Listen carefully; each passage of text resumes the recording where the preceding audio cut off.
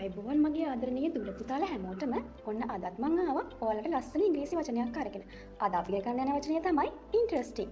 ඕගොල්ලෝ මීට කලින් මේ වචනය ගැන අහලා තිබ්බට මේක හරියටම පාවිච්චි කරන්නේ මොන වගේ අවස්ථාවලද කියලා දන්නවද? අද අපි ඒක සරලව ඉගෙන ගමු.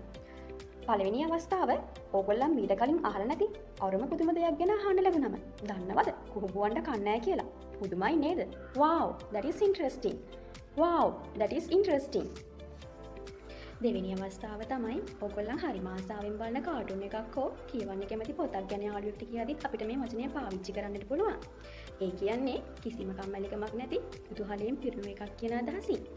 උදාහරණයක් විදිහට මං ඊයේ රෑ කියපු කතන්දර පොත හරිම ලස්සනයි. ආස හිතෙනවා. This story book is very interesting.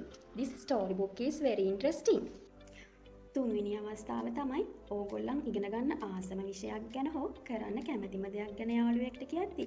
උදාහරණයක් විදිහට විද්‍යාව විෂය ඉගෙන ගන්න මං හරිම කැමතියි. ඒකෙන් අලුත් දේවල් ගොඩාක් දැනගන්න පුළුවන්. ඉංග්‍රීසියෙන් කියමු Science is an interesting subject. Science is an interesting subject. ඉතින් දරුවනි, ඔයගොල්ලන් හැමදාම මේ වගේ අලුත් ඉංග්‍රීසි වචන දැනගන්න ආසයි නම් මගේ Facebook page එක follow කරන්න.